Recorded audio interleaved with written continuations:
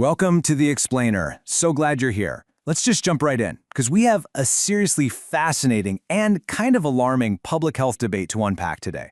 We're looking at this totally unexpected trend spreading like wildfire across the US, the massive spike in people drinking raw, unpasteurized milk.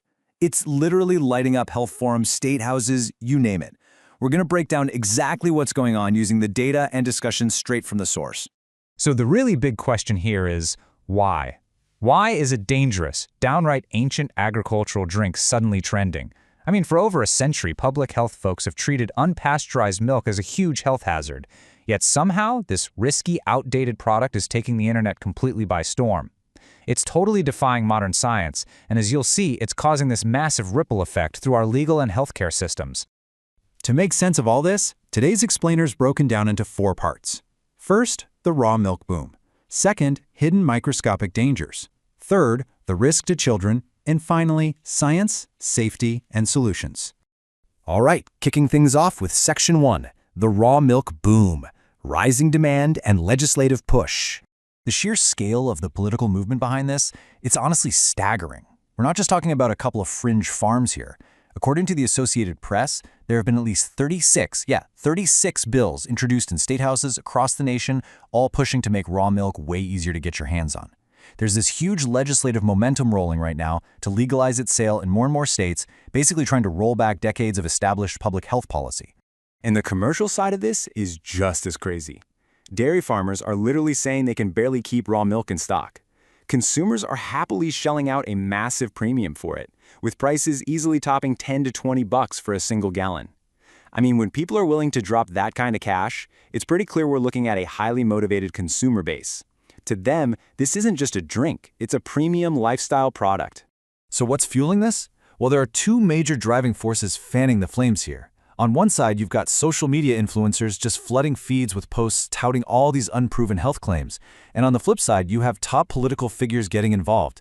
Like Robert F. Kennedy Jr. was recently seen downing shots of raw milk at the White House, promising to stop what he called the aggressive suppression of the product. And look, regardless of your politics, it's just an undeniable fact. When top government officials and viral internet stars team up on a trend, demand absolutely skyrockets. Moving right along to Section 2. Hidden microscopic dangers. What's actually in the tank? This insight from our sources is incredibly grounding.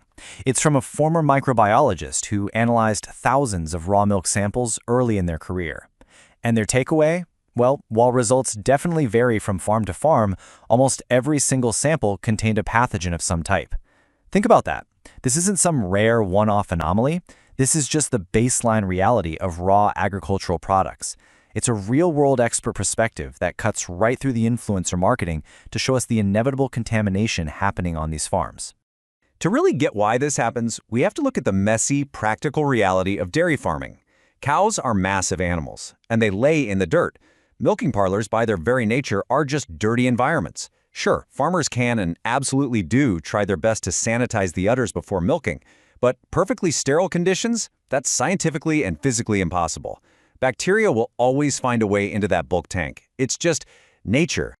And listen, the bacteria we're talking about here, they aren't the friendly probiotic kind that influencers love to hype up. We are looking at severe, illness-causing pathogens. We're talking Listeria, Salmonella, E. coli, and Staphylococcus. These are frequently found in raw milk samples. To put that risk into perspective, our sources point out there have been at least 5 separate illness outbreaks linked to raw milk in just the past year alone. One bad batch with Listeria is literally all it takes to trigger a life-threatening medical emergency.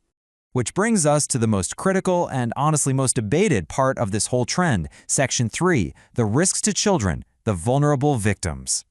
Recently, an outbreak specifically sickened U.S. children, and this has sparked massive public outrage. It really frames the core ethical conflict of our entire explainer today. Innocent kids are currently bearing the brunt of a trend popularized by adults.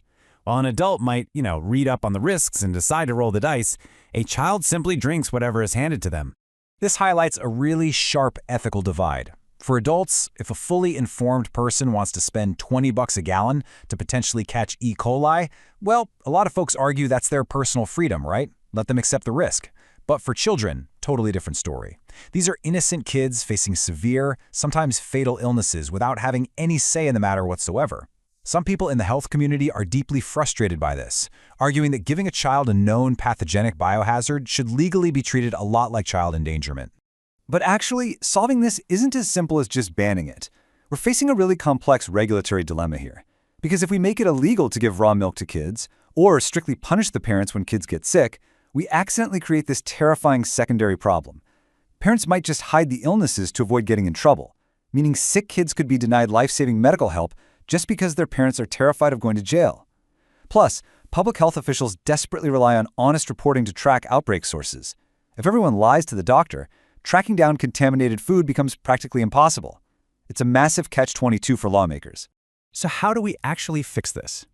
That brings us to Section 4. Science, Safety, and Solutions. Finding a path forward. Now, what's kind of wild about all of this is that we already have a 100% effective, life-saving scientific solution.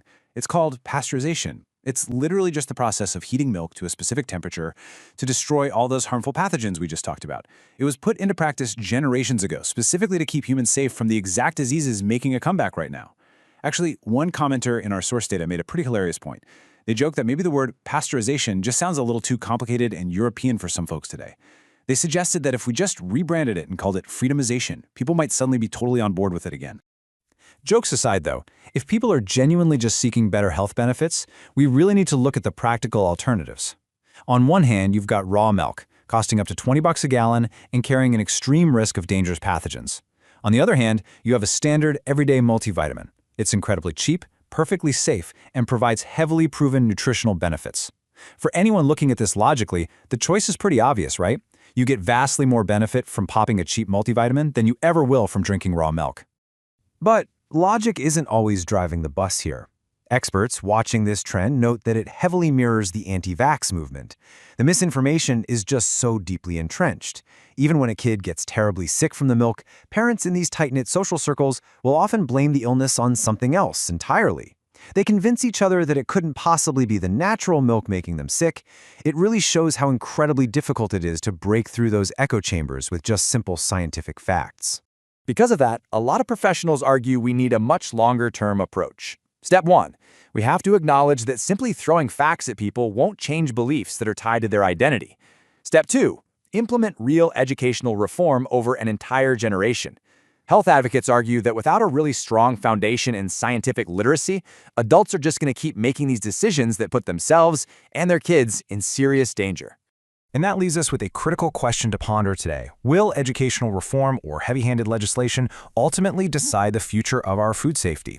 As those 36 state house bills push forward and the demand for raw milk just continues to surge, we are watching a real-time battle between modern public health and viral internet culture. And the stakes, especially for those vulnerable children, literally couldn't be higher. Thank you so much for joining me for this explainer. Keep asking those tough questions, and I'll see you next time.